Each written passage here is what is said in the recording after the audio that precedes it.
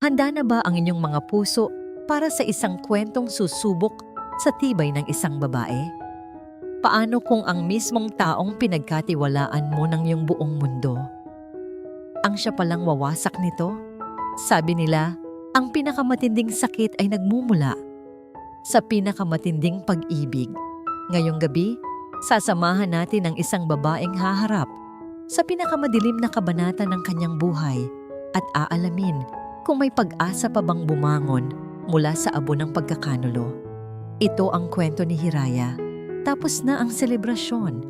Ang mga ilaw na kumukutitap sa hardin ay isa-isa ng pinatay at ang halimuyak ng mga bulaklak na hinaluan ng mamahaling pabango ng mga bisita ay dahan-dahan nang naglalaho, pinalitan ng amoy ng basang lupa dahil sa paparating na ulan. Tahimik na ang mansyon ng mga Alcaraz, isang katahimikang binabasag lamang ng mahinang pag-ugong ng aircon at ng mga pangarap na binubuo ni Hiraya sa kanyang isipan. Sa loob ng nursery, yakap-yakap niya ang kanyang kambal, si Sinag na nagmana ng mga mata ng kanyang ama, at si Dalisay na tila kopya ng kanyang mga ngiti. Isang buwan na mula nang dumating ang dalawang anghel na ito sa buhay nila ni Datu. Ang pagdiriwang kanina ay para sa kanila, isang patunay ng pag-ibig na pinagsaluhan nila. Natapos din ang araw, mga anak. Bulong ni Hiraya, hinahaplos ang malambot na buhok ni Dalisay. Mahal na mahal kayo ni Mami. Isang kalabog mula sa kanilang silid ang gumising sa kanyang diwa. Dahan-dahan niyang inilapag ang natutulog na kambal sa kanilang kuna bago lumabas. Nakatayo si Datu sa gitna ng kanilang kwarto, hindi nakatingin sa kanya. Ang suot nitong barong Tagalog ay bahagya ng gusot.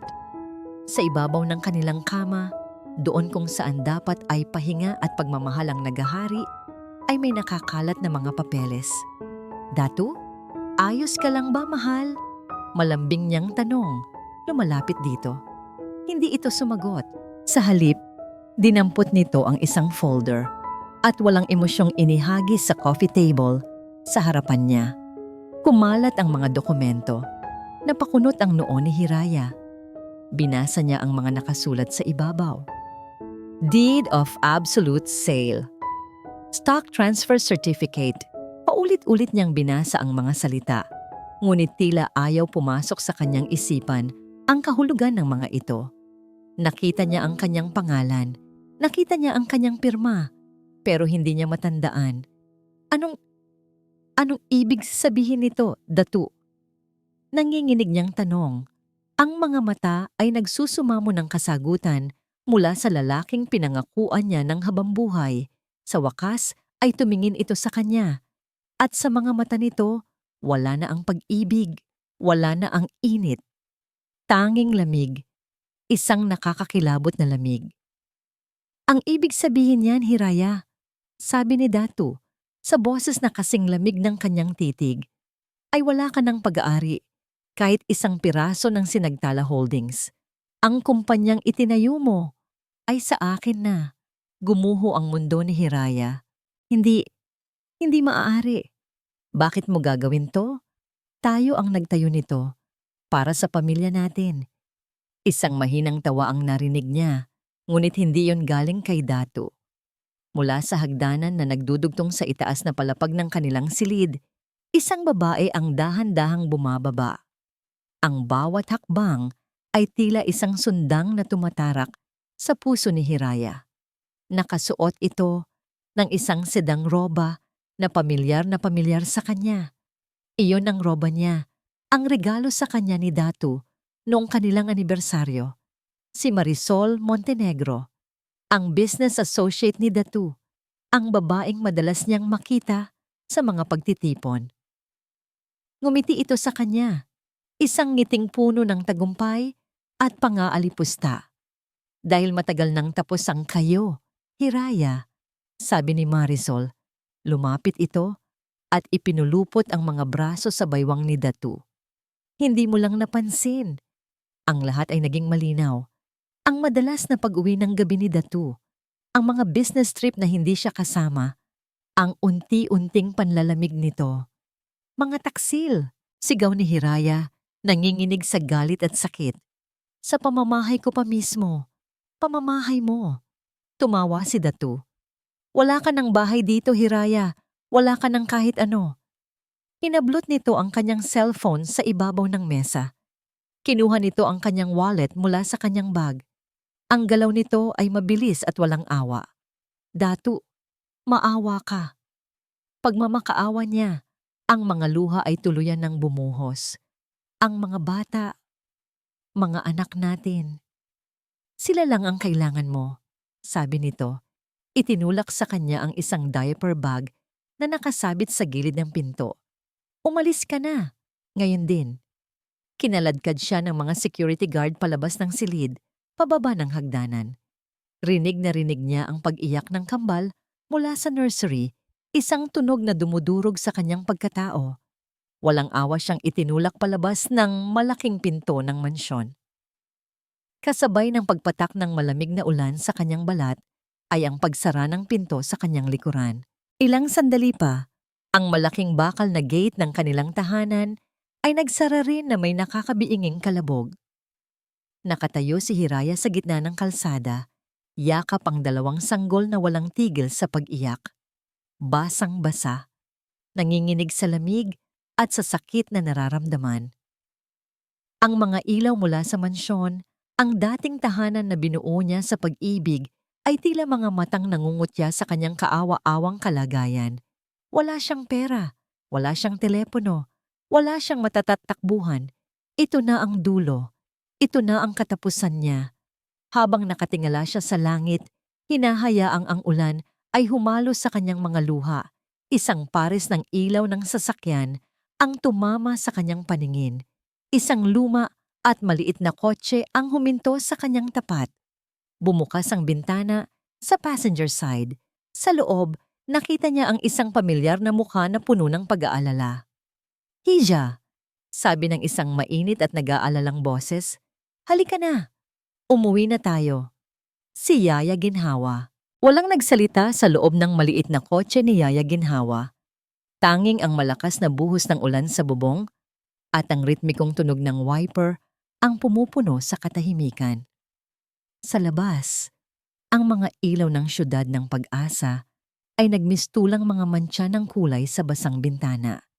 Isang malabong paalala ng mundong bigla na lang tumalikod kay Hiraya. Yakap niya ang kanyang kambal, ang tanging init at bigat na nagpapatunay na totoo pa ang lahat ng ito. Ang bawat paghinga ni Sinag at Dalisay ay isang katanungan. Paano na kami ngayon, Mommy? Huminto ang sasakyan sa isang maliit na eskinita sa isang barangay na malayong malayo sa kinagisnan niyang karangyaan. Dinala sila ni Yaya Ginhawa sa kanyang tahanan, isang maliit na apartment sa ibabang palapag ng isang lumang gusali. Malinis ang loob, ngunit bakas ang katandaan sa bawat sulok. Ang mga gasgas sa sahig na kahoy, ang kupas na pintura sa dingding, ang nag-iisang bumbilya na nagbibigay ng madilaw na liwanag sa sala. Pasensya ka na, Hija. Ito lang ang munting kaya kong ialay sa inyo, sabi ni Yaya Ginhawa. Ang boses ay puno ng pag-aalala. Umiling lang si Hiraya, hindi makapagsalita. Ang lalamunan niya ay barado ng mga luhang hindi na kayang ilabas. Inasikaso ni Yaya ang kambal. Habang si Hiraya ay naupo sa isang upuang yari sa yantok, ang isip ay blanko. Nang magising si Sinag dahil sa gutom, doon lang napilitang kumilos si Hiraya. Pumasok siya sa kusina, isang espasyong kasing laki lang ng dati niyang walk-in closet. Binuksan niya ang isang maliit na cabinet at nakita ang isang lata ng murang gatas na formula. Sanay siyang ang mga katulong ang gumagawa ng lahat na ang kailangan lang niya ay maghintay. Ngayon, nanginginig ang mga kamay niyang sumalok ng gatas at naghahanap ng malinis na bote. Ang bawat simpleng galaw ay tila isang napakabigat na gawain. Habang pinapakulo niya ang tubig sa isang lumang takure, napasandal siya sa lababo. Dito na ba ang bagsak ko mula sa isang CEO na nagpapatakbo ng 1 milyon-milyong pisong kumpanya? Ngayon ay hindi ko man lang alam kung paano magtimpla ng gatas para sa sarili kong anak. Pagkatapos mapadede ang mga bata at muling mapatulog sa nag-iisang kama ni Yaya, doon na bumigay ang lahat ng kanyang lakas. Umupo siya sa sahig, sa tabi ng kama, at pinagmasdan ang mga payapang mukha ng kanyang mga anghel. Ang inosente nilang paghinga ay tila mga akusasyon. Bigo ako. Bigo akong ina. Anong klaseng buhay ang maibibigay ko sa inyo ngayon? Doon, sa dilim ng maliit na silid, humagulhol si Hiraya. Hindi isang iyak ng galit, kundi isang iyak ng dalisay na sakit at pangungulila.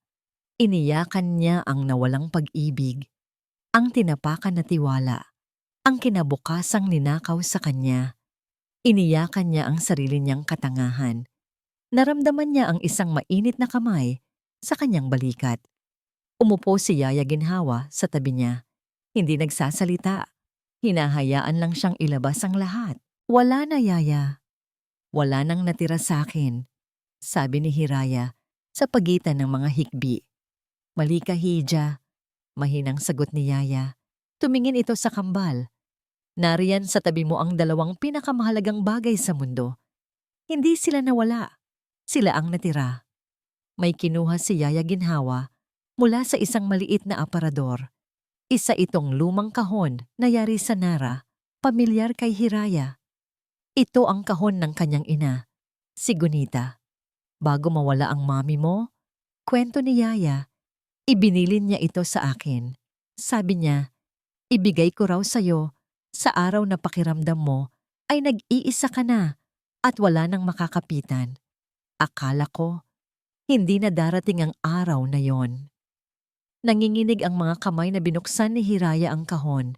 Sa loob, naroon ang mga gamit na iniingatan ng kanyang ina.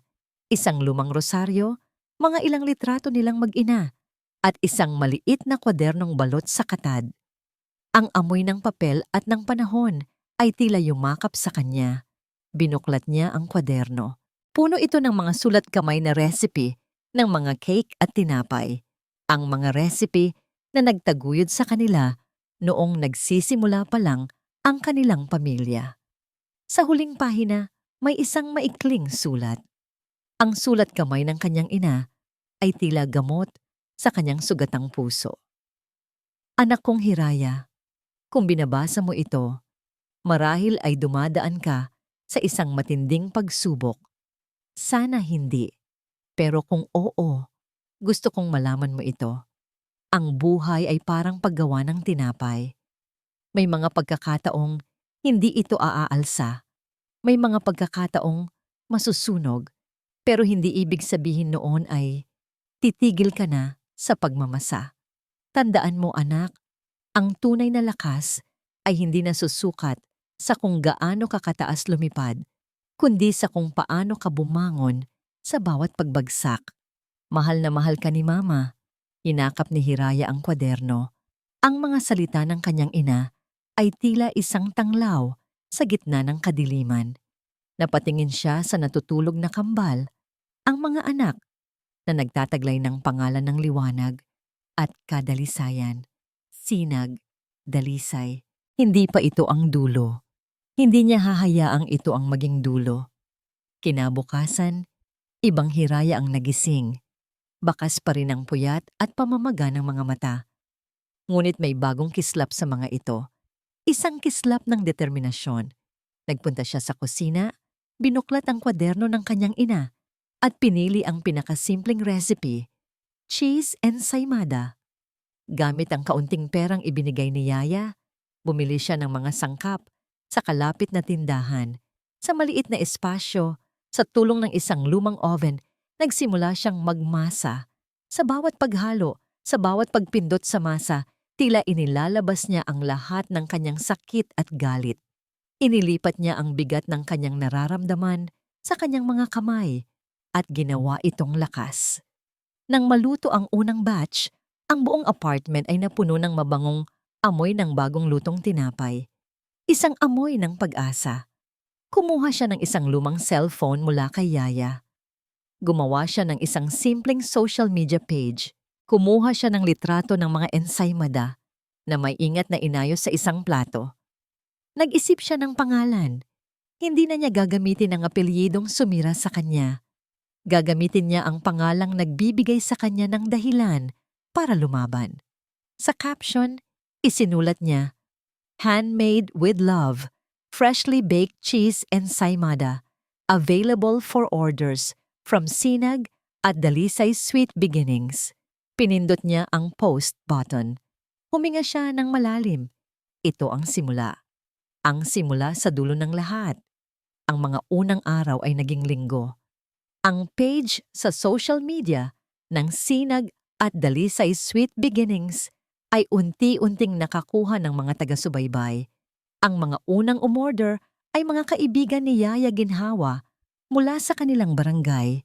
Pagkatapos ay ang kanilang mga kaibigan hanggang sa kumalat na ito sa mga kalapit na lugar. Hindi ito malaki, ngunit sapat na para may pambili sila ng gatas, pagkain, at unti-unting pag-asa. Si Hiraya ay naging isang makina. Sa madaling araw, habang tulog pa ang kambal, magmamasa na siya ng tinapay.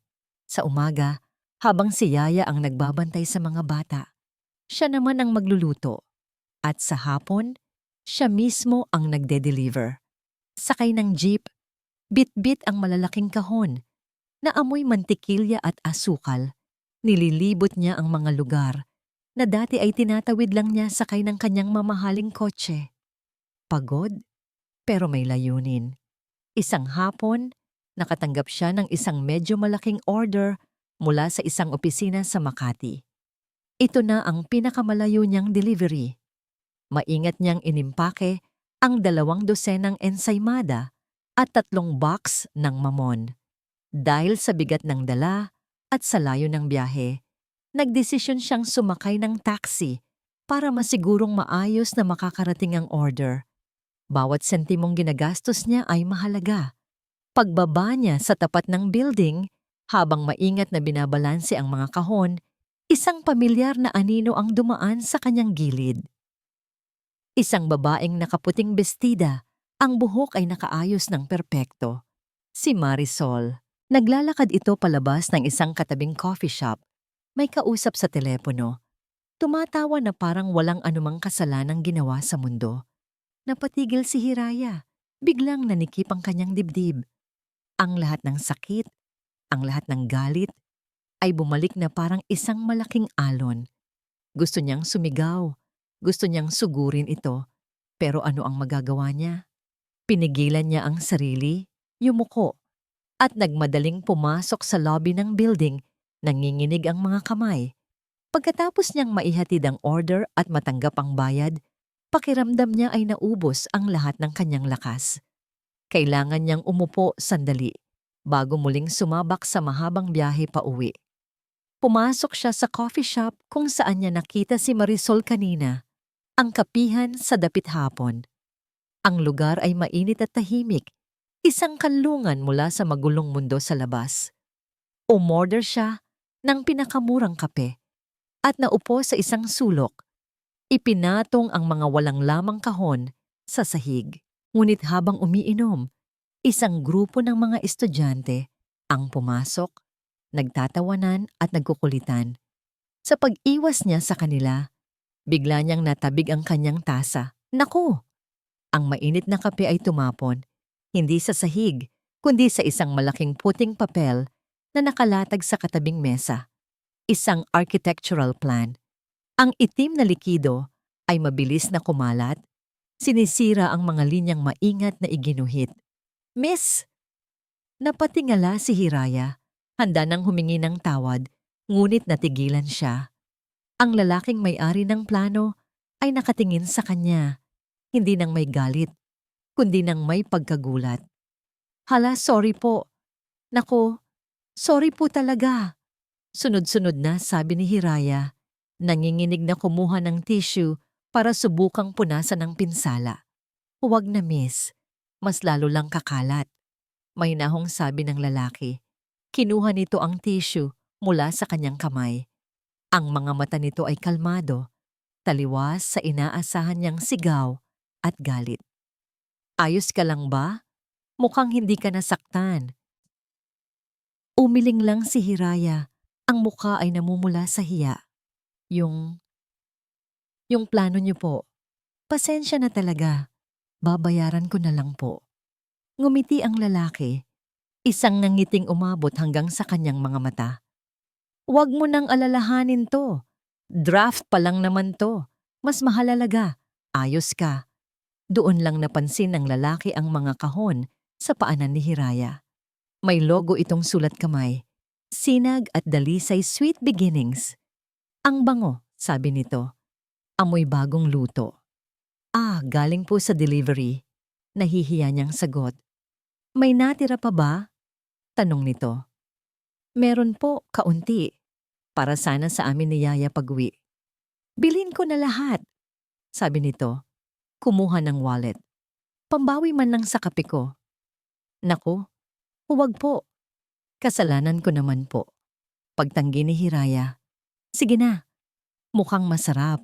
At mukhang pagod na pagod ka na. Giit nito, inilahad ang bayad. Ako nga pala si Bayan. Inabot ni Hiraya ang bayad. Nag-aalangan. Hiraya po. Hiraya. Inulit ni Bayan ang pangalan. Tila nilalasap ito. Magandang pangalan. At sino naman si Sinag at Dalisay? Mga anak ko po. Kambal. Sagot ni Hiraya. Isang maliit na ngiti ang sumilay sa kanyang labi sa unang pagkakataon sa buong hapon.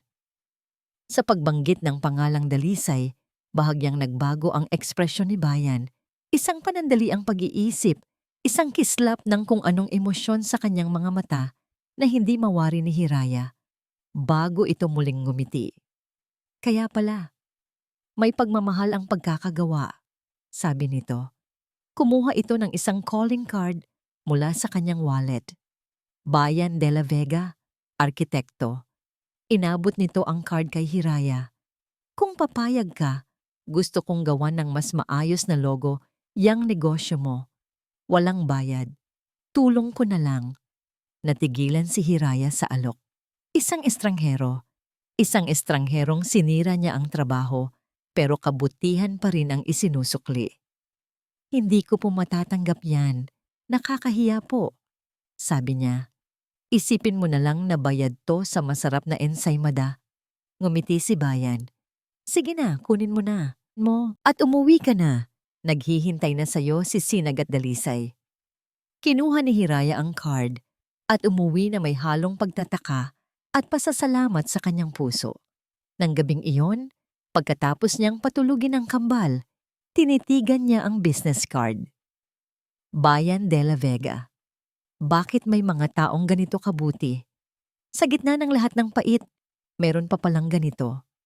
Nagdadalawang isip siya kung ite-text ba niya ito o hindi nang biglang umilaw ang screen ng kanyang cellphone. Isang email mula sa isang address na hindi pamilyar. Binuksan niya ito. Ang subject ay, For a Sweet Beginning. Nakatanggap siya ng isang file at nang buksan niya ito, hindi lang isang logo ang nakita niya. Isang buong page ito na may mungkahi ng kulay, ng font, at isang napakagandang logo. Isang araw na sumisikat at sa gitna nito ay dalawang maliliit na bituin. Sa ilalim, may isang maikling mensahe. I believe in sweet beginnings. Napahawak si Hiraya sa kanyang bibig. Ang estranghero sa coffee shop ay hindi lang basta mabait, may kakaiba sa kanya. Isang bagay na nagparamdam kay Hiraya sa unang pagkakataon sa loob ng mahabang panahon na marahil ay hindi pa talaga ito ang katapusan. Ang logo na ginawa ni Bayan ay naging isang biyaya. Ginamit ito ni Hiraya sa kanyang social media page at nagprint siya ng mga simpleng sticker para idikit sa kanyang mga kahon. Ang professional na itsura nito ay nagbigay ng bagong level ng tiwala mula sa mga customer. Nag-email siya ng pasasalamat kay Bayan. Isang simpleng mensahe na sinagot nito ng walang anuman, basta't para sa Sinag at Dalisay mo. Ang tulong ni Bayan ay hindi natapos doon. Paminsan-minsan, dadaan ito sa apartment ni Yaya Ginhawa, palaging may dalang kung ano, isang maliit na laruan para sa kambal, isang bag ng pandesal, O minsan, isang bagong baking pan na nakita raw niya sa isang sale. Hindi niya ito ginagawang big deal. Palagi niyang sinasabi, napadaan lang. At sa bawat pagdaan niya, ang maliit na apartment ay tila nagkakaliwanag. Kinakarga niya si Sinag. Kinikiliti si Dalisay hanggang sa mapuno ng halakhak ng mga bata ang buong bahay. Si Yaya Ginhawa ay ngingiti lang habang nagmamasid.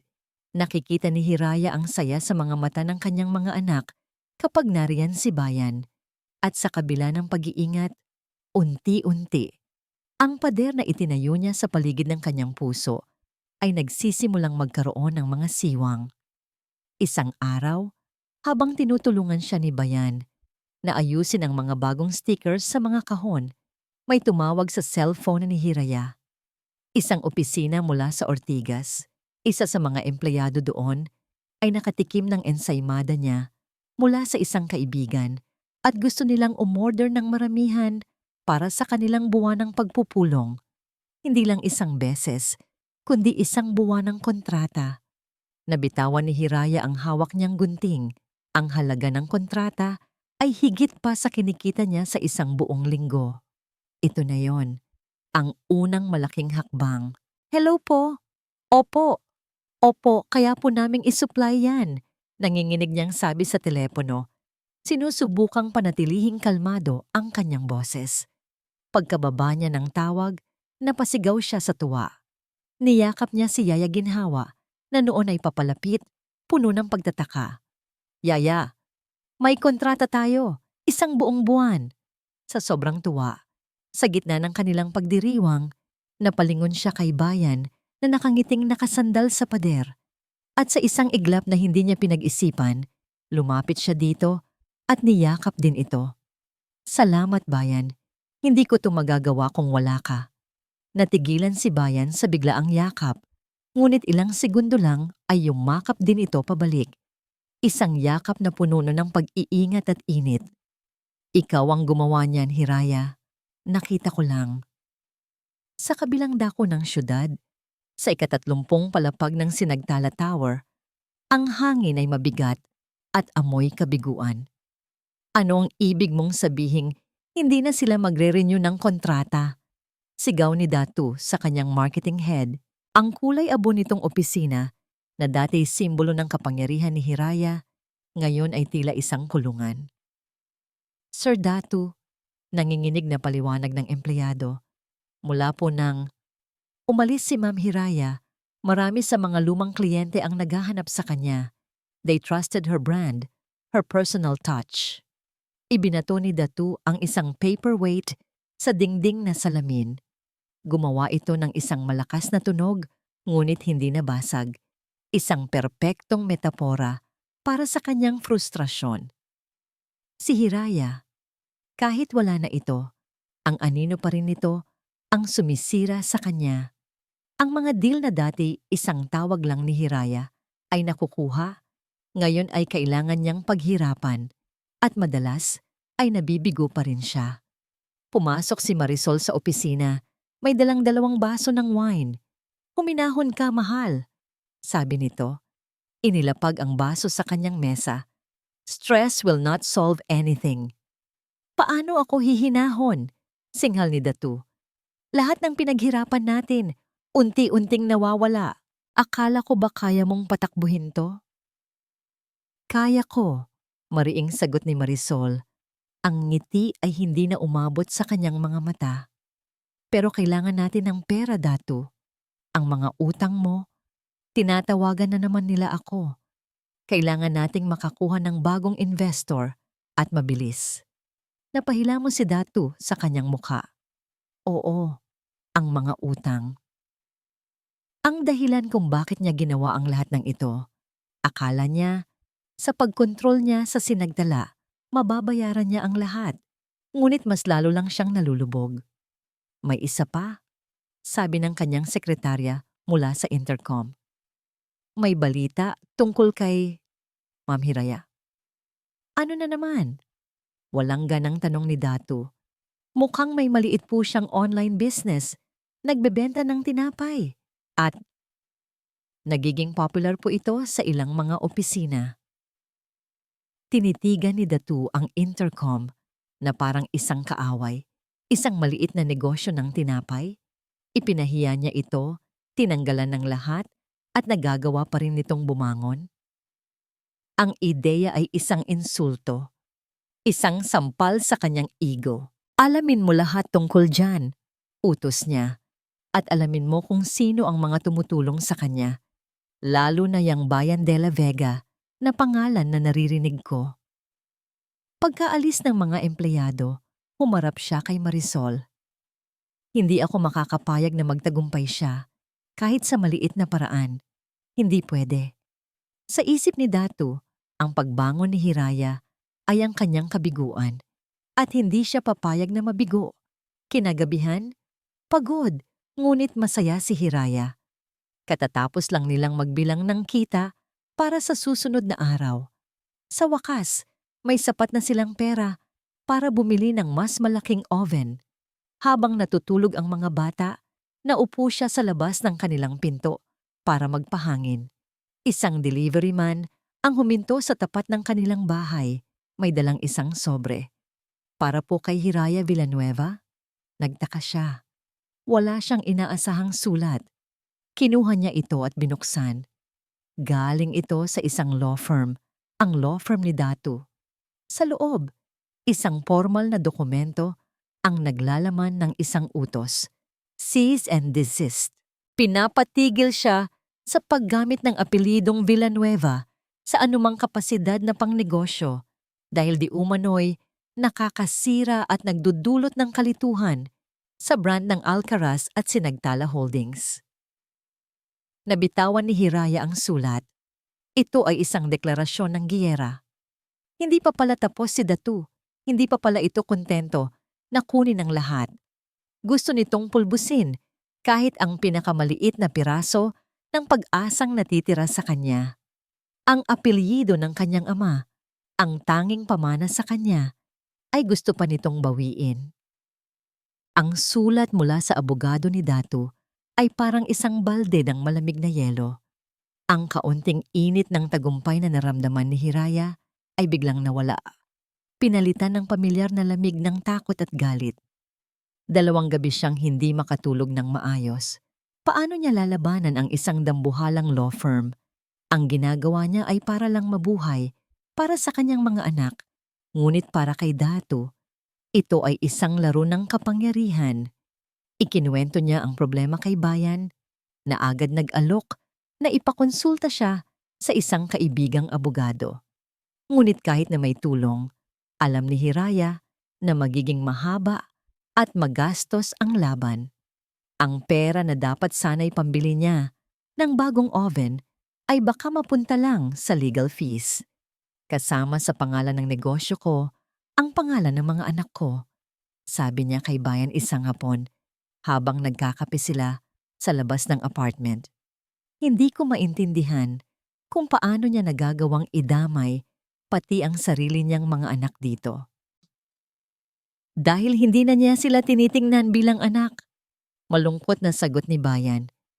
Tinitingnan niya sila bilang koneksyon sa'yo at lahat ng konektado sa'yo gusto niyang sirain. Ang ginawang legal na pag-atake ni Datu, gayunpaman, ay nagkaroon ng epektong hindi niya inaasahan. Ang balita sa mundo ng negosyo ay mabilis kumalat. Ang kwento ng isang maliit na online seller na pinipigilan ng isang malaking korporasyon ay nakarating sa mga taong hindi inaasahan. Isang umaga, isang itim at makintab na kotse ang huminto sa kanilang eskinita. Isang lalaking nakasuit ang lumabas at magalang na nagtanong kung nasaan si Hiraya Villanueva. Buong akala ni Hiraya ay isa na namang legal na sulat ito, ngunit iba ang iniabot sa kanya. Isang imbitasyon mula kay Lacan Sebastian, ang CEO ng Sebastian Prime Holdings, isa sa pinakamalaki at pinakamatagumpay na conglomerates sa bansa, at isa ring kilalang karibal ng Sinagtala Holdings. Kinabukasan, nanginginig ang mga tuhod na pumasok si Hiraya sa lobby ng Sebastian Prime Tower. Ang gusali ay mas bago, mas moderno, at mas matayog kaysa sa sinagtala. Ang bawat sulok ay sumisigaw ng kapangyarihan at tagumpay. Inescort siya papunta sa pinakatuktok na palapag, sa opisina mismo ni Lacan Sebastian. Ang opisina ay malawak. May floor-to-ceiling glass windows na tanaw ang buong lungsod. Nakaupo sa isang malaking mesa na gawa sa mahogany si Lacan Sebastian, isang lalaking nasa mga huling bahagi ng kanyang edad 50, may matalas na mga mata at presensyang hindi mo maaaring baliwalain. Miss Villanueva, please have a seat, sabi nito.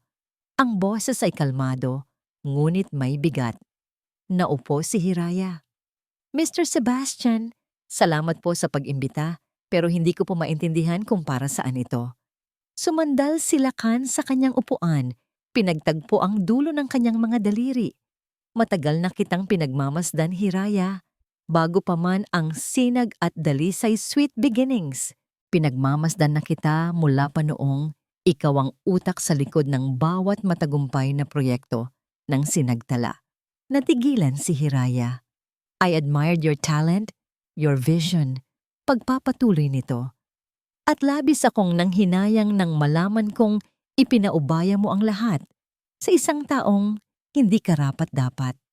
Hindi ko po alam ang gusto ninyong sabihin, maingat na sagot ni Hiraya. Huwag na tayong magpaligoy-ligoy pa, diretsong sabi ni Lacan. Ang ginagawa sa ni Dato Alcaraz ay hindi lang karuwagan, katangahan iyon. At ang katangahan sa mundo ng negosyo ay may katapat na parusa. Ang sulat na ipinadala niya sa'yo, that was not a legal move. That was an act of desperation. May inilapag si Lacan na isang folder sa ibabaw ng mesa. Binuksan ito ni Hiraya. Sa loob, naroon ang mga financial report, mga bank statement, mga statement ng sinagtala na nagpapakita ng malaking pagkalugi sa nakalipas na mga buwan at mga personal na bank record ni Datu na nagpapakita ng malalaking utang sa mga casino at private lenders. Paano? Paano niyo nakuhan to? Gulat na tanong ni Hiraya. Ngumiti si Lacan. Let's just say I have my ways. Si Datu ay isang barkong palubog, Hiraya, at gusto kanyang isabay sa kanyang paglubog. Tumingin ito ng diretso sa kanyang mga mata. Narito ako para alukin ka ng isang lifeboat. Hindi, mas maganda pa, isang battleship. Hindi ko po kayo maintindihan. Simple lang, gusto kong mamuhunan sa'yo, sabi ni Lacan. Pero linawin ko, hindi ako namumuhunan sa ensaymada o mamon. Namumuhunan ako sa taong gumagawa nito. Namumuhunan ako sa iyo, Hiraya, sa talino mo, sa tapang mo. Ang alok ay napakaganda para maging totoo. Bakit po? Ano po ang makukuha ninyo rito? Tanong ni Hiraya. Ang pag-aalinlangan ay bakas sa kanyang boses. Let's be honest. Dato Alcaraz is a thorn in my side. But more than that, I hate seeing wasted talent. Bigyan mo ako ng pagkakataong tulungan ka at bibigyan mo ako ng kasiyahang mapanood ang pagbagsak ng isang aroganteng hangal. May kondisyon si Hiraya. Salamat po sa alok, Mr. Sebastian, pero tatanggapin ko lang po ito sa isang kondisyon. And what is that? Ang investment po ay isang utang na babayaran ko. At sa lahat ng desisyon sa kumpanyang itatayo natin, gusto ko po ako ang may huling say sa lahat ng bagay na may kinalaman sa creativity at vision. I want full creative control. Isang malakas na tawa ang pinakawalan ni Lacan Sebastian. That's the woman I want to partner with, sabi nito. Tumatango sa pagsang-ayon. Inilahad nito ang kanyang kamay. You have a deal, Miss Villanueva. Tinanggap ni Hiraya ang kamay nito. Ang kanyang palad ay hindi na nanginginig. May bagong lakas, bagong kumpiyansa. Kinabukasan, isang bagong kumpanya ang isinilang, Hiraya's Legacy Inc. Ang unang opisyal na ginawa ng bagong kumpanya ay magpadala ng tugon sa law firm ni Datu. Isang maikli, formal, ngunit matatag na sulat, isinulat ng isa sa mga pinakamahusay na abogado sa ilalim ng payroll ni Lacan Sebastian. Sa parehong hapon, Habang masayang ibinabalita ni Hiraya ang nangyari kay Yaya Ginhawa, nakita ni Bayan de la Vega ang sasakyan ni Hiraya, isang bagong service vehicle na ipinagkaloob ni Lacan, na lumalabas mula sa parking lot ng Sebastian Prime Tower. Nakita niya si Hiraya sa driver's seat, may ngiti sa mga labi na hindi niya pa nakikita dati. Isang ngiti ng tagumpay. Ngunit sa halip na matuwa, isang komplikadong emosyon ang gumuhit sa mukha ni Bayan. Isang anino ng pag-aalala, isang anino ng nakaraan. Sa tulong ng kapital at koneksyon ni Lacan Sebastian, ang Hiraya's Legacy Inc. ay hindi na lang isang pangarap na niluluto sa maliit na kusina. Nagkaroon si Hiraya ng isang disenteng commissary, isang maliit na team ng mga baker na personal niyang sinanay, at isang fleet ng mga delivery van. Ngunit ang pinakamahalaga, na ibalik niya ang kanyang kumpiyansa. Hindi na siya ang Hiraya na nagtatago. Siya na ulit ang Hiraya na lumilikha. Ang unang malaking pagsubok ay dumating nang magkaroon ng bidding para sa isang malaking kontrata. Ang maging exclusive supplier ng mga pagkain para sa lahat ng event ng isa sa pinakamalaking real estate developer sa bansa. At ang isa sa mga kalaban niya para sa kontrata ay walang iba kundi ang Sinagtala Holdings. Ang araw ng presentation ay isang banggaan ng nakaraan at kasalukuyan. Pumasok si Datu at Marisol sa conference room na may ere ng arogansya, ngunit halatang pilit. Nang pumasok si Hiraya, suot ang isang simpleng business attire, ngunit may tindig ng isang reyna. Ang lahat ng tingin ay napunta sa kanya. Nakikita niya ang pagkagulat at marahil katiting na takot sa mga mata ni Datu. Ang presentation ni Datu ay puno ng mga teknikal na salita at mga numerong walang buhay. Ito ay isang presentasyong ginawa para magpa-impress, ngunit kulang sa puso. Nang si Hiraya na ang tumayo sa harapan, hindi lang siya nagpakita ng mga slides, nagdala siya ng pagkain. Ipinatikim niya sa board of directors ang kanyang ensaymada, ang kanyang food for the gods, ang kanyang braso de Mercedes. Habang kumakain ng mga ito, ikinuwento niya ang filosofiya sa likod ng Hiraya's Legacy. Hindi lang po ito pagkain, sabi niya sa malinaw at matatag na boses. Ito po ay karanasan, ito po ay alaala. Bawat kagat ay dapat maghatid sa iyo sa isang masayang lugar, sa isang payapang alaala. Ang aming handog ay hindi lang produkto, kundi isang kwento ng pagbangon at pag-asa na isinasali namin sa bawat piraso ng aming niluluto. Pagkatapos ng kanyang presentasyon, nagkaroon ng katahimikan na sinundan ng isang malakas na palakpakan mula sa mga miyembro ng board. Natalo niya si Datu. Natalo niya ito hindi sa pamamagitan ng galit o paghihiganti, kundi sa pamamagitan ng pagiging totoo sa kanyang sarili, isang bagay na matagal nang kinalimutan ni Datu. Sa maliit na opisina ng Hiraya's Legacy, ang balita ay sinalubong ng hiyawan at sigawan. Ang kanyang maliit na team ay nagyakapan. Nakuha natin! Nakuha natin! Sa gitna ng pagdiriwang, nakita ni Hiraya si Bayan na tahimik na nakatayo sa isang sulok, nakangiti. Siya ang gumawa ng lahat ng visual aids para sa kanyang presentasyon at nagpuyat kasama niya para paghandaan ito. Lumapit si Hiraya sa kanya. Hindi ko ito magagawa kung wala ang tulong mo, sabi niya. Ang kanyang mga mata ay nagpapasalamat. Lagi mong sinasabi yan, sagot ni Bayan. Ang ngiti ay hindi nawawala. Pero ang totoo, Hiraya, ikaw ang may gawa ng lahat ng to. Para ipagdiwang, inaya ni Bayan si Hiraya at ang kambal na mamasyal kinabukasan. Isang Sabado, isang simpleng piknik sa isang parke sa labas ng lungsod. Pumayag si Hiraya. Kailangan niya ito. Kailangan nila ito. Ang araw ng piknik ay perpekto. Ang araw ay sikat, ngunit hindi nakakapasong. Naglatag sila ng banig sa ilalim ng isang malaking puno ng akasya. Habang abala si Hiraya sa pag-aayos ng kanilang pagkain, si Bayan naman ay nakikipaglaro sa kambal. Hinahagis niya si Sinag sa ere na nagdudulot ng malalakas na tawa mula sa bata. Ikinakandong niya si Dalisay at kinakantahan ito ng isang lumang awiting pambata. Mula sa kanyang kinauupuan, pinanood sila ni Hiraya. Ang eksena ay parang isang litrato mula sa isang pangarap na matagal na niyang ibinaon sa limot. Si Bayan ay hindi lang mabait sa mga bata. Kitang-kita sa bawat kilos nito ang sinseridad at pagmamahal. Kumilos ito na parang isang ama. Ang amang dapat ay si Datu para sa kanila.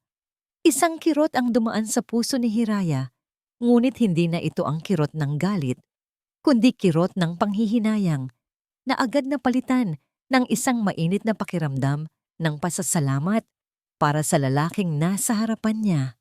Nang mapagod ang mga bata at makatulog sa banig, naupo si Bayan sa tabi ni Hiraya.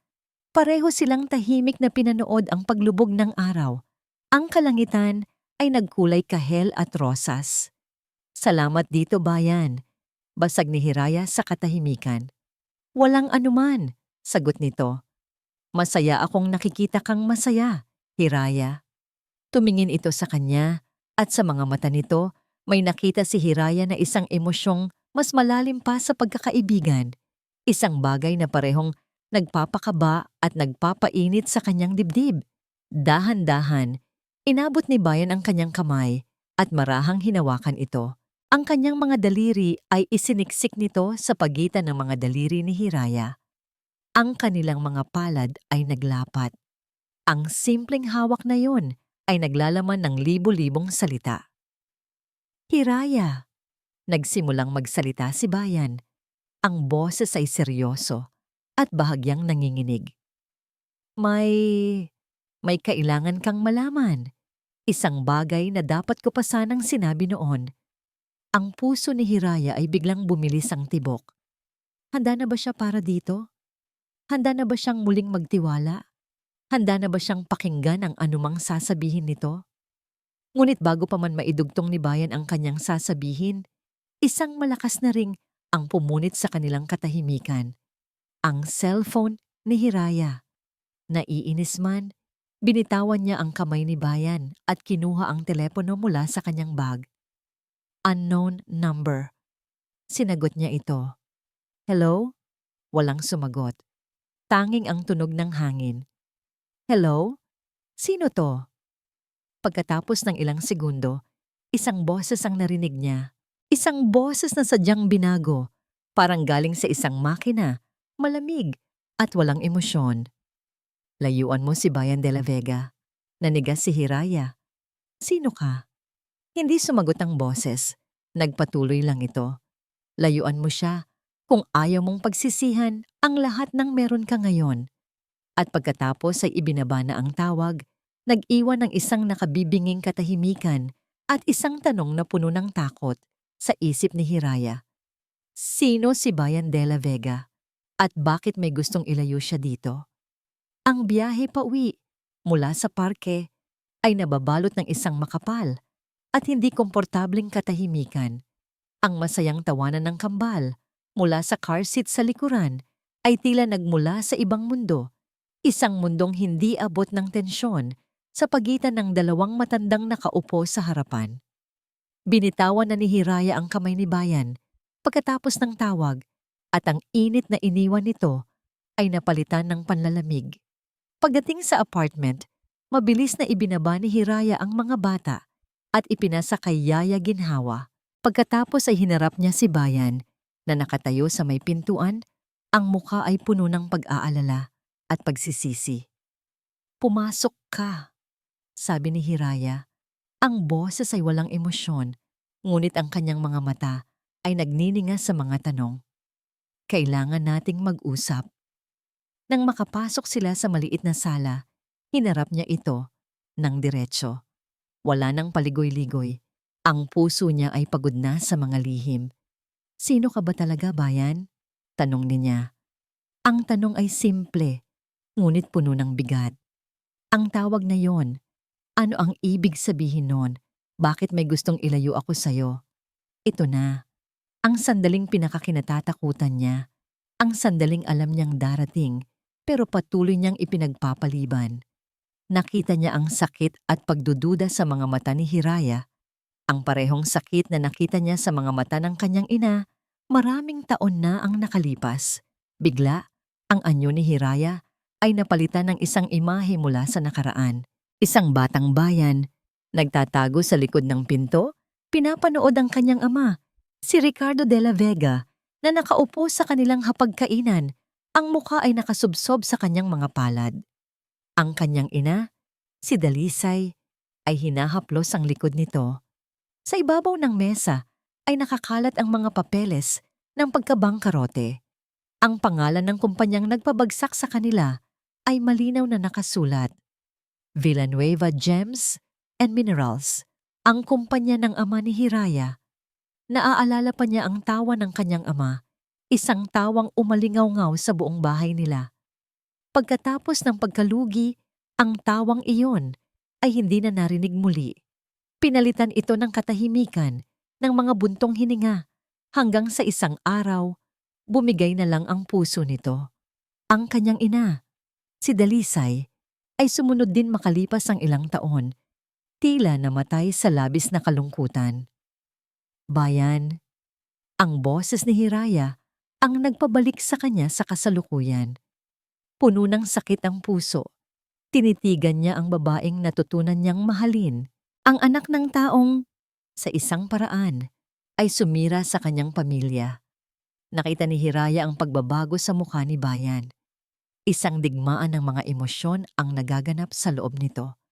Ang Bayan na masayahin at maalaga ay biglang nawala. Pinalitan ng isang lalaking may pasan na mabigat na nakaraan. Ang buong pangalan ko ay Bayan Ricardo de la Vega. Panimula nito, ang boses ay mababa at puno ng pait. Ang pangalan ng tatay ko ay Ricardo de la Vega. Hindi pa rin maintindihan ni Hiraya. Ang tatay ko, pagpapatuloy ni Bayan, ay dating kasosyo sa negosyo ng tatay mo, si Mr. Alfonso Villanueva. Nanlaki ang mga mata ni Hiraya. Nagsimula sila ng sabay, kwento ni Bayan. Ang mga mata ay nakatingin sa malayo. Magkaibigan sila. Pero nagkaroon ng isang desisyon sa negosyo, isang maling desisyon na ginawa ng tatay mo at nawala ang lahat sa amin. Lahat-lahat, Hiraya. Ang negosyo, ang bahay, ang kinabukasan namin. Ang bawat salita ay parang isang suntok sa sikmura ni Hiraya.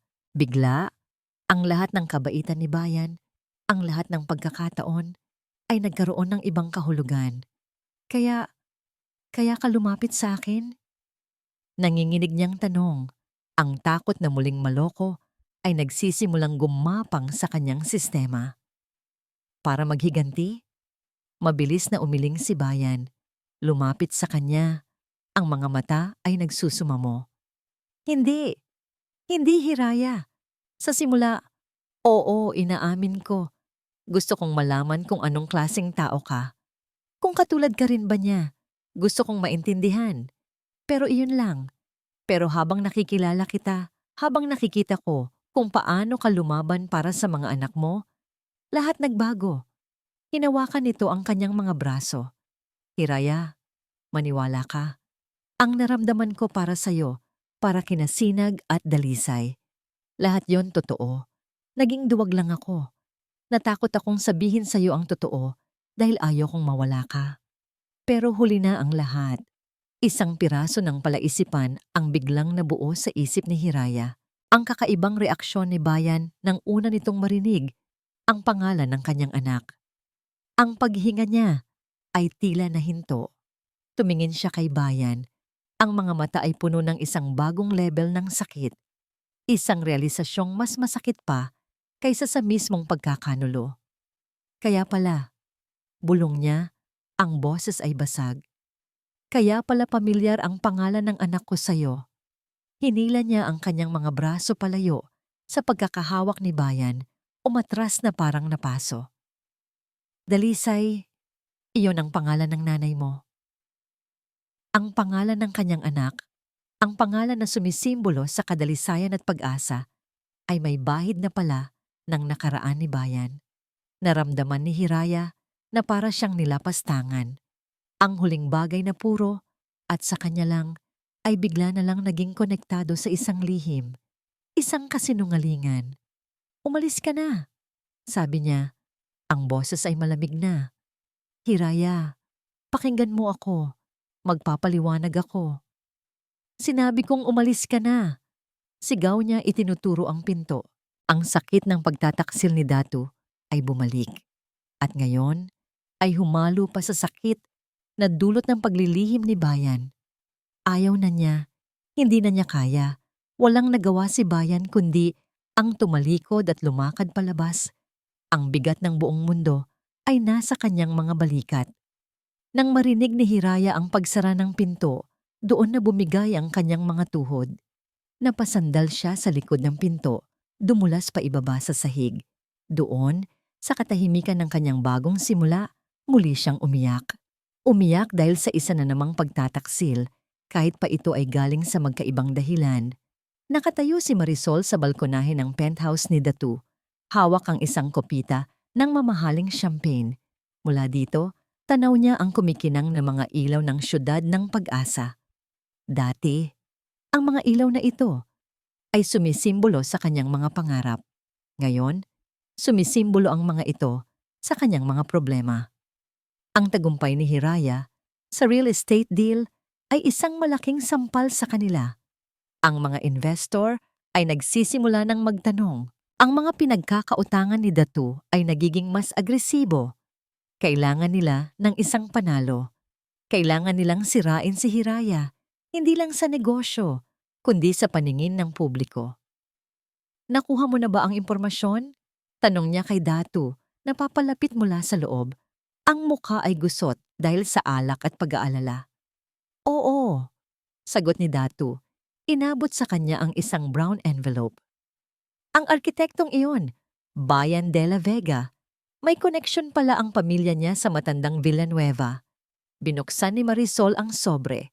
Sa loob ay mga litratong kuha sa malayo ng masayang piknik ni Hiraya at Bayan, at mga kopya ng mga lumang dokumento ng negosyo na nagpapakita ng ugnayan sa pagitan ni Alfonso Villanueva at Ricardo de la Vega. Isang ngiting demonyita ang sumilay sa mga labi ni Marisol. Ito na ang bala na kailangan nila. Hindi nila kailangang gumawa ng kasinungalingan.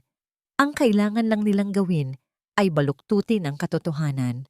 Kinabukasan, nakipagkita si Marisol sa isang sikat na gossip blogger, isang babaeng kilala sa pagiging mabangis at walang awang manunulat na kayang sumira ng reputasyon kapalit ng tamang halaga. Nagkita sila sa isang madilim na sulok ng isang mamahaling restaurant. "Anong meron ka para sa akin, Marisol?" tanong ng blogger.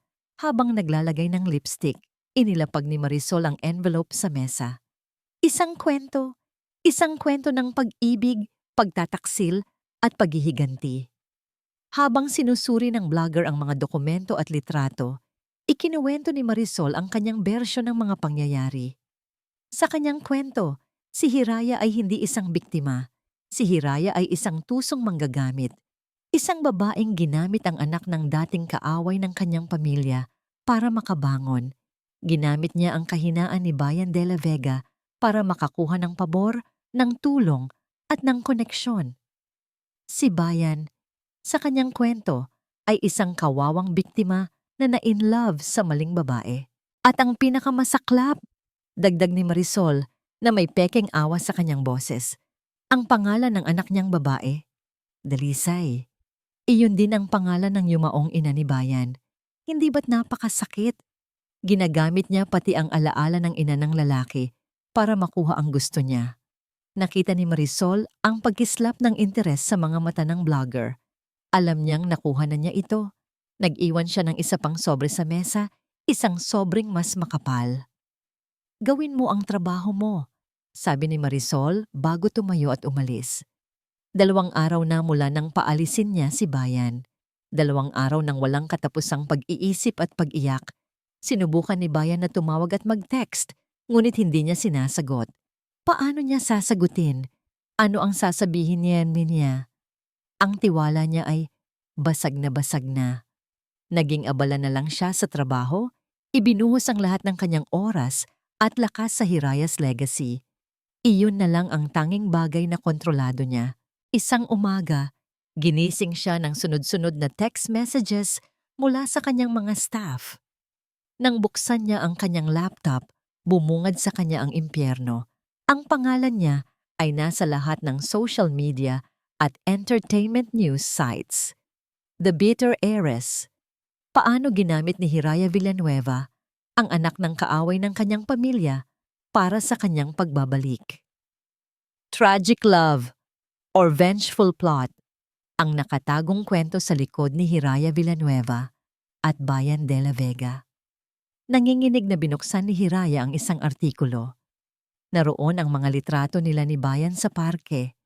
Naroon ang kwento ng pagkalugi ng mga de la Vega at naroon ang kanyang bersyon ng katotohanan. Isang baluktot at maduming bersyon. Ang bawat salita ay isang patalim. Pinalabas siyang isang kontrabida, isang babaeng walang puso na kayang gamitin ng lahat, pati ang mga anak niya, para sa kanyang ambisyon.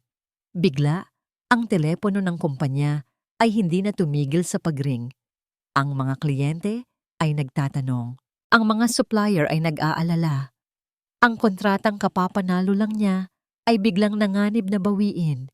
Ang Hirayas legacy na binuo niya mula sa abo ay bigla na lang nasusunog sa apoy ng isang iskandalo. Tumawag sila kan Sebastian. Hiraya, huminahon ka.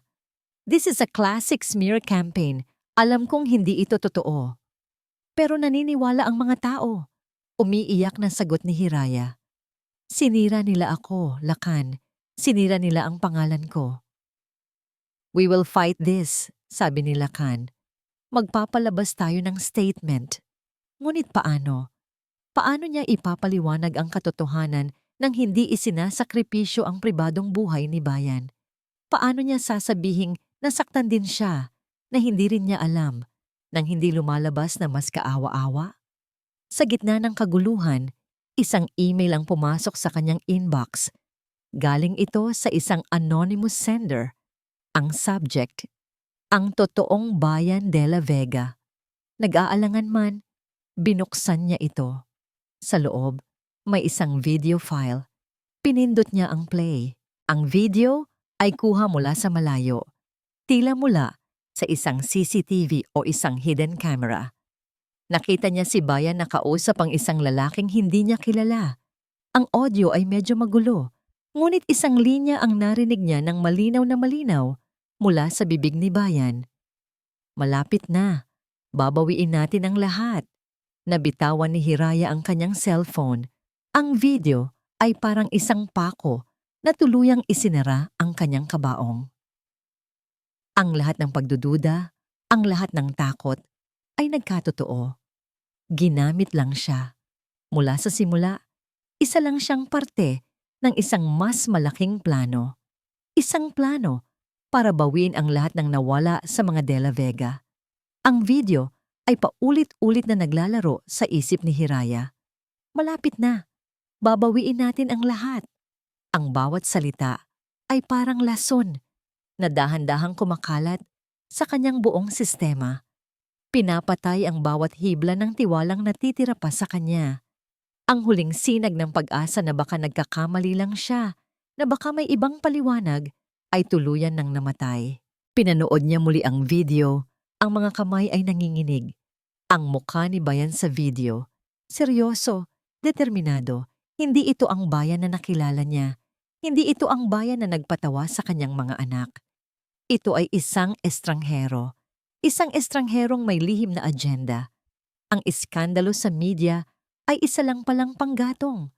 Ang video na ito, ang mismong apoy. Ito ang ebidensyang hindi niya kayang pabulaanan. Ito ang patunay na tama ang lahat ng ibinibintang sa kanya. Ngunit sa baliktad na paraan, hindi siya ang nanggamit, siya ang ginamit. At mas masakit iyon. 1,000 beses na mas masakit. Ang tawag mula sa kliyente ng real estate developer, ang pinakamalaking kontrata ng Hirayas legacy, ay dumating bago magtanghalian. Formal, malamig, dahil sa kasalukuyang issue na maaring makaapekto sa imahe ng kanilang kumpanya, minabuti nilang pansamantalang itigil ang kanilang kasunduan. Isang magalang na paraan para sabihing, ayaw na namin sayo. Iyon ang unang bumagsak na domino. Sumunod ang mga tawag mula sa mas maliliit na kliyente. Ang iba ay nag-aalala. Ang iba ay diretsahang nagsasabing hindi na muna sila o-order. Ang pangalang Hiraya's Legacy na binuo niya sa hirap at pawis ay naging simbolo na ngayon ng kontrobersya. Sa hapon, ang kanyang head baker, isa sa mga unang taong naniwala sa kanya, ay pumasok sa kanyang maliit na opisina. Ang mukha ay hindi maipinta. Ma'am Hiraya, pasensya na po. Pero kailangan ko na pong mag-resign. Ang asawa ko po, ayaw na niya akong magtrabaho dito. Natatakot po siya para sa pamilya namin. Hindi na sumagot si Hiraya. Tumango na lang siya. Ano pa ba ang sasabihin niya? Na manatili sila sa isang barkong alam niyang palubog na? Isa-isang nagpaalam ang kanyang mga tauhan. Lahat may mabigat na dahilan. Hindi niya sila masisisi. Tumawag si Bayan. Sunod-sunod. Hindi niya sinagot. Nag-text ito. Hiraya, please, kausapin mo ako. Hindi totoo ang lahat ng yan. Ipapa-explain ko. It's a misunderstanding. Isang misunderstanding. Alin ang misunderstanding? Ang nakaraan ng kanilang mga pamilya? Ang video? Napuno ng pait si Hiraya. Kinuha niya ang kanyang telepono at sa wakas ay sumagot sa tawag nito. Huwag ka nang tumawag, sabi niya. Ang boses ay kasing lamig ng yelo. Huwag ka na ring mag-text. Nakuha mo na ang gusto mo, hindi ba? Nakuha niyo na ang ganti niyo. Masaya na ba kayo? Hiraya, hindi. Tapos na tayo, Bayan. Tapos na ang lahat, sabi niya at pinatay ang tawag. Pagkatapos ay binlock niya ang numero nito. Gabi na. Ang dating maingay na commissary ay tahimik na. Ang amoy ng tinapay ay napalitan ng amoy ng kabiguan. Mag-isa na lang si Hiraya sa kanyang opisina, nakaupo sa dilim. Sa labas ng bintana, ang mga ilaw ng lungsod na dati nagbibigay sa kanya ng pag-asa ay tila mga matang ng huhusga. Tinitigan niya ang logo sa pader, Hiraya's Legacy Inc. Ang araw na sumisikat na may dalawang bituin. Ang logo na ginawa ni Bayan. Isang malaking kasinungalingan, isang magandang packaging para sa isang masamang plano. Naramdaman niya ang pagod. Isang pagod na hindi pisikal, kundi isang pagod na nanggagaling sa kaluluwa. Pagod na siyang lumaban. Pagod na siyang magtiwala. Pagod na siyang masaktan. Ibinagsak niya ang kanyang ulo sa mesa. Ang mga balikat ay nanginginig. Bigo na naman siya. At sa pagkakataong ito, mas masakit. Dahil sa pagkakataong ito, hinayaan niyang umasa ang kanyang puso.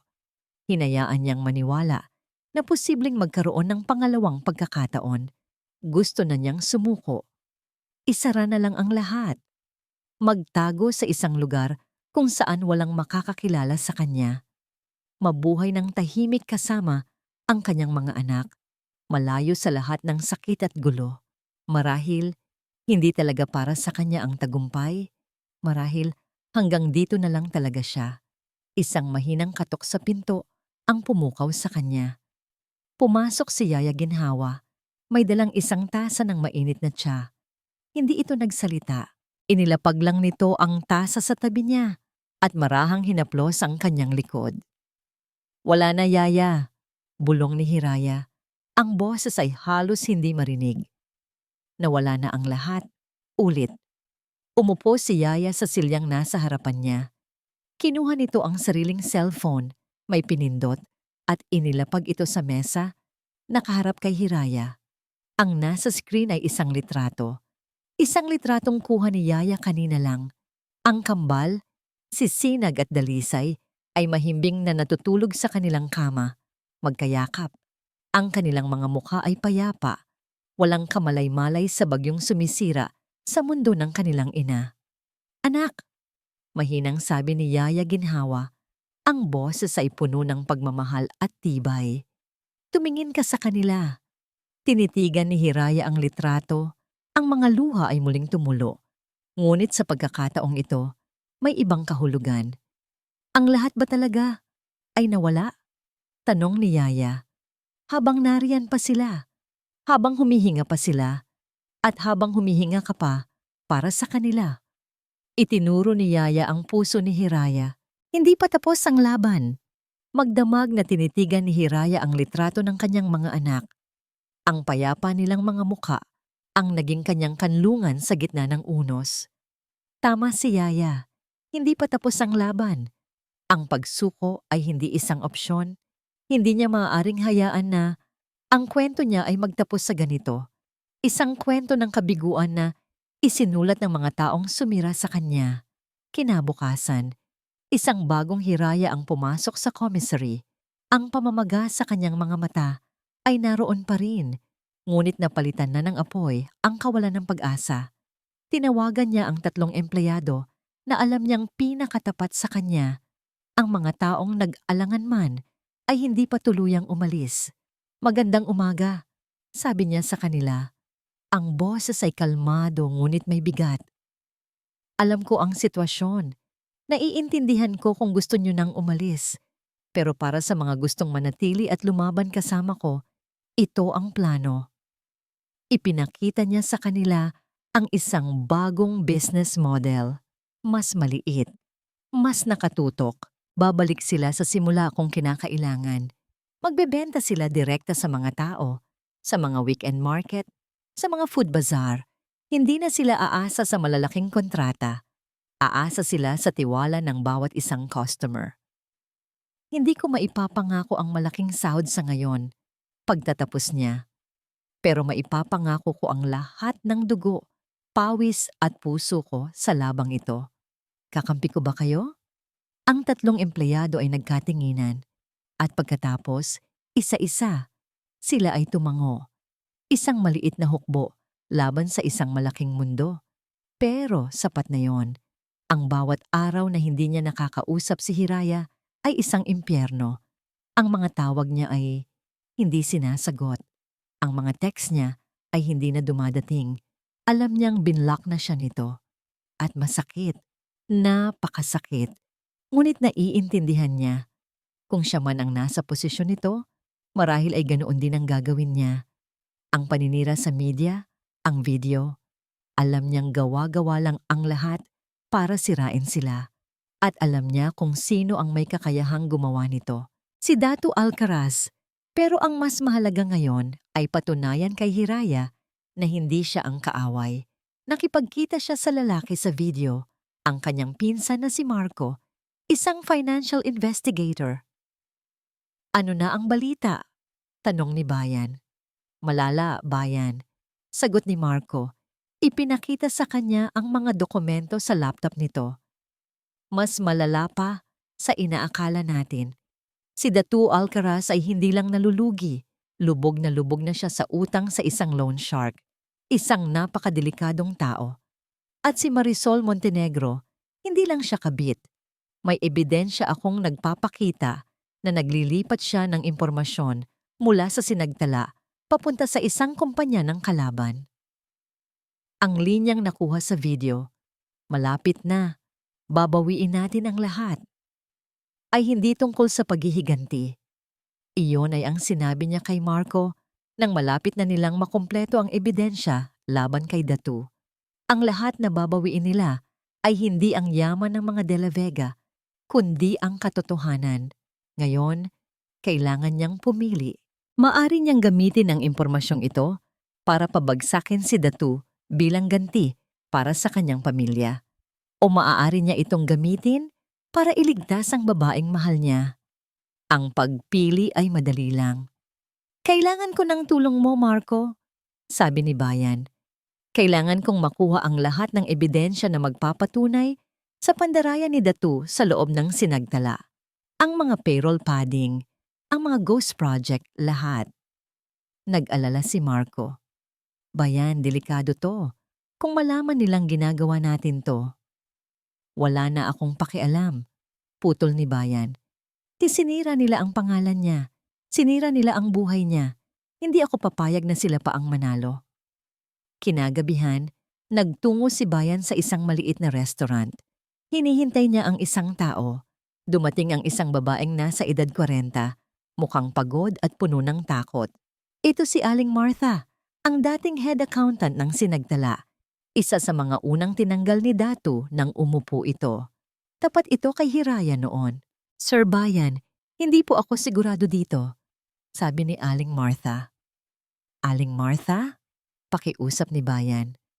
Alam kong may kopya kayo ng mga dokumento bago kayo umalis. Alam kong alam nyo na may mali sa mga libro.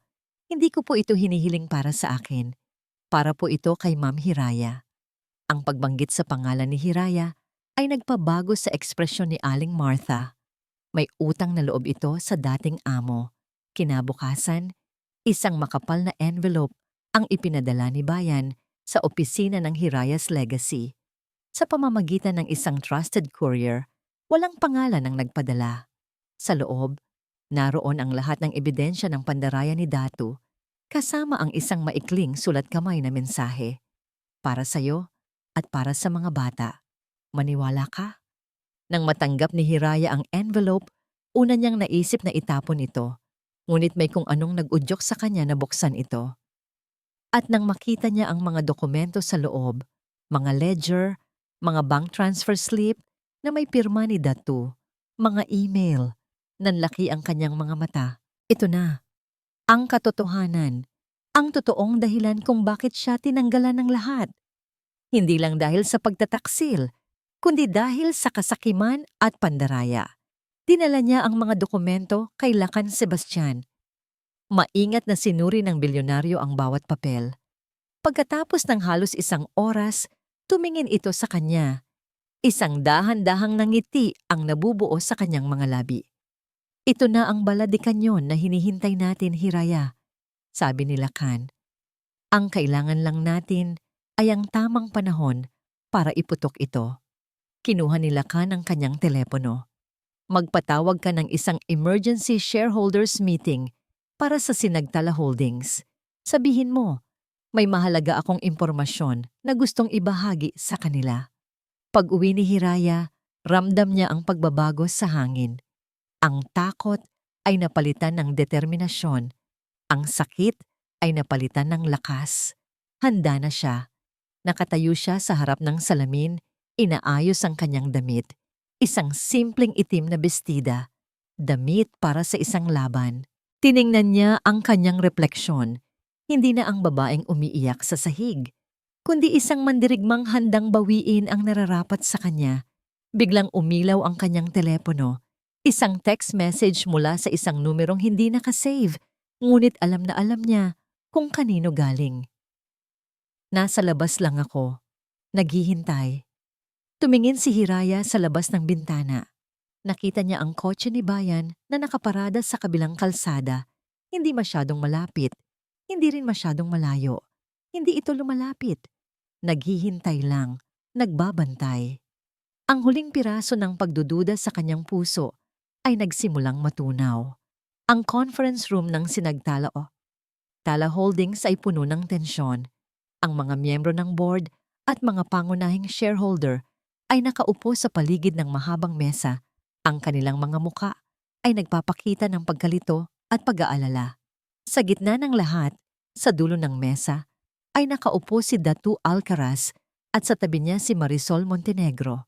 Ipinapakita nila ang isang imahe ng kumpiyansa, ngunit sa ilalim nito, mayroong hindi maitatagong kaba. Bakit tayo nagpatawag ng emergency meeting, Lacan? Tanong ng isa sa mga board member. Ang agenda ay hindi malinaw. Pasensya na sa biglaang pagtawag, sagot ni Lacan Sebastian na nakaupo sa kabilang dulo ng mesa, kalmado at puno ng awtoridad. Ngunit meron akong impormasyon na sa tingin ko ay mahalagang malaman ng lahat. Isang bagay na may kinalaman sa kalusugan at integridad ng kumpanyang ito. Tumaas ang kilay ni Datu. Kung ano man yan, Lacan, sana'y may basihan dahil sinasayang mo ang oras naming lahat. Ngumiti si Lacan. Oh, I assure you, Datu, Mayroon itong matibay na basehan. Sa puntong yun, dahan-dahang bumukas ang pinto ng conference room. Lahat ng ulo ay lumingon. At sa pintuan, nakatayo si Hiraya Villanueva. Ang hangin sa silid ay tila biglang naubos. Ang pagbulungan ay huminto. Ang pagtataka sa mga mukha ng mga shareholder ay napalitan ng pagkabigla. Si Datu at Marisol ay nanigas sa kanilang kinauupuan. Ang kulay ay tila nawala sa kanilang mga mukha. Anong ginagawa mo dito? Ang unang salitang lumabas sa bibig ni Datu. Ang boses ay puno ng gulat at galit. Narito ako dahil isa pa rin akong shareholder ng kumpanyang ito. Datu, sagot ni Hiraya. Ang boses ay matatag. Naglakad siya papasok sa silid. Ang bawat hakbang ay may bigat at layunin. Hindi ito ang Hiraya na umiiyak sa ilalim ng ulan. Ito ang Hiraya na nagbalik para bawiin ang sa kanya. Invited guest ko siya, sabi ni Lakan, habang itinuturo ang bakanteng upuan sa tabi niya para kay Hiraya. Wala siyang karapatang magsalita dito, giit ni Marisol. Sinusubukang bawiin ang kontrol sa sitwasyon. Sa tingin ko, siya ang may pinakamalaking karapatan, ganti ni Lakan. Lalo na't ang pag-uusapan natin ay ang sistematikong pagnanakaw sa kumpanyang siya mismo ang nagtayo. Isang malaking screen sa likuran ni Lakan ang biglang umilaw. Ang unang ipinakita ay ang mga kopya ng mga bank transfer. Malalaking halaga na inililipat mula sa account ng sinagtala, papunta sa mga personal na account sa ibang bansa. Mga account na nakapangalan kay Datu Alcaraz. Mga pekeng dokumento. Sigaw ni Datu. Tumatayo. Talaga ba? Tanong ni Lakan. Ang sunod na ipinakita sa screen ay mga email. Mga email sa pagitan ni Datu at ng isang casino host pinag-uusapan ang kanyang malaking pagkatalo sa baccarat. Mga email sa pagitan ni Marisol at ng CEO ng kanilang kalabang kumpanya kung saan ipinapasa niya ang mga confidential na bid proposal ng sinagtala. Nagsimulang magbulungan ng malakas ang mga miyembro ng board. Ang huling ebidensya ay ang pinakamatindi. Isang audio recording, ang boses ni Datu at Marisol nag-uusap sa loob ng opisina. Recording. Boses ni Marisol. Kailangan na nating makuha ang pera, Datu. Tinatawagan na ako ng mga tao ni boss. Recording. Boses ni Datu. Maghintay ka. Kapag napirmahan na ang deal sa real estate, mababayaran natin sila. Konting tiis na lang. Recording. Boses ni Marisol. Paano kung malaman nila ang tungkol sa mga ghost project na ginawa mo? Ang mga pekeng payroll. Patay tayo, Datu. Ang katahimikan sa silid ay nakakabingi. Lahat ng mata ay nakatuon ngayon sa namumutlang mag-asawa. Doon na sumabog ang lahat. Ikaw ang may kasalanan nito. Sigaw ni Datu. Itinuturo si Marisol. Ikaw ang nag-udyok sa akin. Ikaw ang nagpapakita ng mga dokumento sa kalaban. Ako? Ako pa ngayon ang may kasalanan? Ganti ni Marisol. Ang kanyang pagiging sopistikada ay nawala na. Pinalitan ng purong galit. Kung hindi dahil sa mga utang mo sa sugal, hindi tayo aabot sa ganito. Ako ang naglilinis ng lahat ng kalat mo. Sa harap ng buong board, sinimulan nilang isumbat sa isa't isa ang lahat ng kanilang mga kasalanan, ang lahat ng kanilang mga pandaraya. Ang bawat salita ay isang pag-amin sa kanilang mga krimen. Sa gitna ng kaguluhan, tumayo si Hiraya Villanueva at sa isang iglap, ang lahat ay tumahimik. Hindi siya sumigaw, hindi siya nagpakita ng galit. Tumingin lang siya kay Datu, ang lalaking minahal niya, ang ama ng kanyang mga anak, at nagsalita sa isang boses na puno ng kalmadong lakas at nakakalungkot na katotohanan. Tinanong mo ako noon kung bakit ako narito. Sabi niya, narito ako hindi para maghiganti mo. Dahil kung paghihiganti lang ang gusto ko, matagal na sanang bumagsak ang kumpanyang ito sa mga kamay mo. Tumingin siya sa buong board. Narito ako para iligtas ang pamana ko. Ang pamanang binuo ko mula sa simula. Ang pamanang balang araw ay ipapasa ko sa aking mga anak, sina Sinag at Dalisay. Huminga siya ng malalim. Hindi ito paghihiganti. Pag-uulit niya. Ito ay pagbawi sa kung ano ang tama. Sa hudyat ni Lacan Sebastian, pumasok ang 2 unipormadong security personnel, ang mga miyembro ng board, sa isang unanimous na desisyon na hindi na nangailangan ng formal na botohan, ay sumang-ayon na tanggalin si Dato Alcaraz bilang CEO at i-turn over sa mga awtoridad, kasama si Marisol Montenegro para sa corporate fraud, habang isinasama palabas na pahinto si Datu sa tapat ni Hiraya. Ang kanyang mga mata ay nag-aapoy sa galit at kawalan ng kapangyarihan. Hindi pa tayo tapos, Hiraya. Bulong nito. Ang bawat salita ay puno ng lason. Hindi pa tayo tapos. Hindi sumagot si Hiraya. Hinayaan lang niya itong maglakad palayo. Papalabas ng kanyang buhay, papalabas ng kumpanyang pinaghirapan niya. Habang nagsasara ang pinto, naramdaman niya ang isang bigat na nawala sa kanyang mga balikat. Hindi ito ang tagumpay na inaakala niya. Walang kasiyahan. Tanging isang malungkot na pakiramdam ng katarungan at ang simula ng isang mahabang paghilom. Lumipas ang 6 na buwan.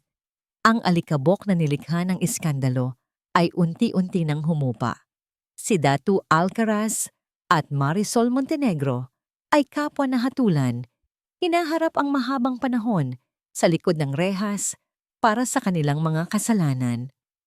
Ang Sinagtala Holdings, sa ilalim ng bagong pamumuno ni Hiraya bilang chairperson at CEO, ay dahan-dahang bumabangon. Binago niya ang pangalan nito. Hindi na ito Sinagtala, isa na itong simbolo ng kanyang paglalakbay. Hiraya Villanueva Group. Ang opisina ni Hiraya ay hindi na ang kulay-abong kulungan ni Datu. Pinalitan niya ang madilim na muebles ng mas magaan na kulay. Naglagay siya ng mga halaman.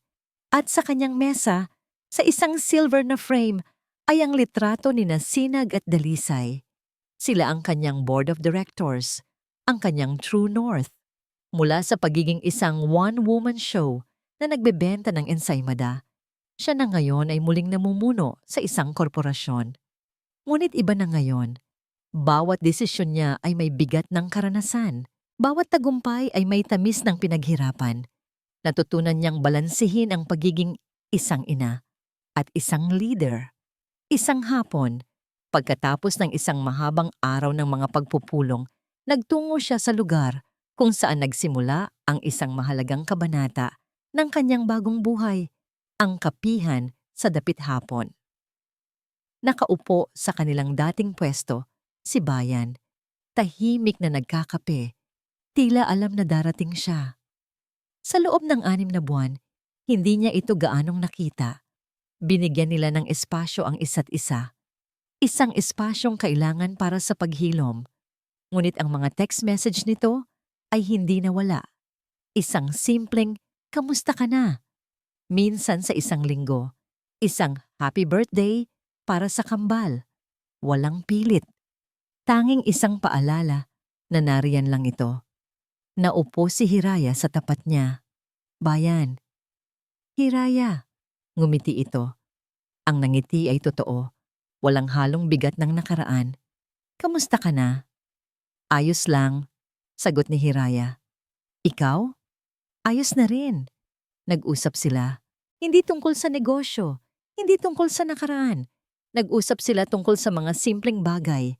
Ang unang paglakad ni Sinag, ang unang salitang sinabi ni Dalisay, ang bagong proyektong idinidesign ni Bayan. Ito ay isang pag-uusap na magaan at madali. "Gusto kong humingi ng tawad, Hiraya," sabi ni Bayan sa gitna ng kanilang kwentuhan. "Para sa hindi pagsasabi ng totoo agad. Naiintindihan ko kung bakit ka nagalit." Tumingin si Hiraya sa labas ng bintana. Pinanood ang mga taong naglalakad sa ilalim ng papalubog na araw. "Natutunan kong magpatawad, Bayan," sabi niya, at lumingon pabalik dito. "Pero hindi para sa kanila o para sa'yo. Natutunan kong magpatawad para sa sarili ko, para makalaya ako." May inilabas si Bayan mula sa kanyang bag. Isang rolyo ng papel. Inilatag niya ito sa mesa. Isang architectural plan. Isang magandang bahay na may malaking hardin, may 2 swing, at isang malawak na bintana na tanaw ang pagsikat ng araw. Ginawa ko to nung mga panahong hindi tayo nag-uusap, sabi ni Bayan. Isang bahay para sa isang babaeng mandirigma at sa kanyang 2 anghel. Tinitigan ni Hiraya ang plano. Ang kanyang puso ay napuno ng isang emosyong hindi niya na naramdaman ng matagal. Hindi ito ang nakakabulag na pag-ibig na naramdaman niya para kay Datu. Ito ay isang bagay na mas tahimik, mas malalim, mas totoo. Maganda to, Bayan, sabi niya. Hindi kita minamadali, Hiraya, sabi ni Bayan. Ang kanyang mga mata ay puno ng sinseridad.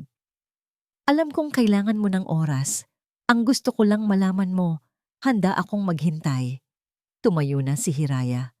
Ngumiti siya. Isang ngangiting totoo at walang takot. Uuwi na ako. Hinihintay na nila ako. Nang gabing iyon, sa bago niyang bahay, isang bahay na mas maliit kaysa sa mansyon, ngunit 100 beses na mas masaya. Nilalaro niya ang kanyang kambal sa hardin. Hinahabol niya sila sa damuhan. Ang kanilang mga halakhak ay musika sa kanyang pandinig. Napahinto siya at pinanood ang kanyang mga anak, ang kanyang sinag at dalisay, ang kanyang pamana, ang kanyang legacy. Ang tunay niyang tagumpay ay hindi ang pagbawi sa kumpanya, kundi ang pagbuo ng isang mundong ligtas at masaya para sa kanila. Isang anino ang tumakip sa papalubog na araw. Si Bayan. Nakatayo ito sa di kalayuan, sa labas ng kanilang gate, nakangiti. Hindi ito pumasok. Ngunit sa pagkakataong ito, si Hiraya ang naglakad papalapit sa gate. Hindi sila nagsalita. Nagkatinginan lang sila. Sa mga mata ni Hiraya, wala na ang sakit at pagdududa. Sa mga mata ni Bayan, naroon pa rin ang pag-asa at pagtitiyaga. Lumapit si Bayan sa gate, hindi para buksan ito, kundi para iabot ang 2 bulaklak na pinitas nito sa daan. Isang dilaw na gumamela para kay Sinag at isang puting sampagwita para kay Dalisay. Kinuha ng mga bata ang bulaklak at nagtatawanan. Tumingin si Hiraya kay Bayan at sa unang pagkakataon, ang ngiti sa kanyang mga labi ay umabot hindi lang sa kanyang mga mata, kundi sa kanyang buong kaluluwa. Ang umaga ay dumating na at ito ay isang napakagandang umaga. At dito po nagtatapos ang kwento ni Hiraya. Isang kwento ng pagbagsak, pagbangon, at paghahanap ng tunay na kahulugan ng tagumpay. Ang aral na iniiwan sa atin ng kanyang paglalakbay ay simple lamang. Ang tunay na lakas ay hindi nasusukat sa yaman o kapangyarihan na ating nababawi, kundi sa kakayahan nating muling buuin ang ating sarili mula sa pagkawasak, hindi para sa paghihiganti, kundi para sa pag-ibig sa ating mga anak, at higit sa lahat, pag-ibig at pagpapatawad sa ating sarili. Maraming pong salamat sa inyong walang sawang pagsubaybay sa kwento ni Hiraya, Datu at Bayan. Lubos po naming ikinatutuwa ang inyong pagtangkilik. Nais po naming marinig ang inyong mga saloobin. Ano po ang masasabi ninyo sa naging katapusan ng kwento? At anong klaseng kwento naman po ang gusto ninyong mapakinggan sa susunod? I-comment nyo lang po sa ibaba. Hindi dito nagtatapos ang ating paglalakbay.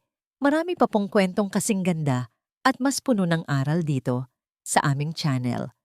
Kung nagustuhan nyo ang kwentong ito, i-like, i-share sa pamilya at mga kaibigan, at mag-subscribe na rin para lagi kayong updated sa mga susunod pa naming kwento. I-click niyo ang notification bell para kayo ang unang makarinig kapag may bago kaming upload. Pagpalain po kayo ng Panginoon, kayo at ang inyong buong pamilya. Hanggang sa muli.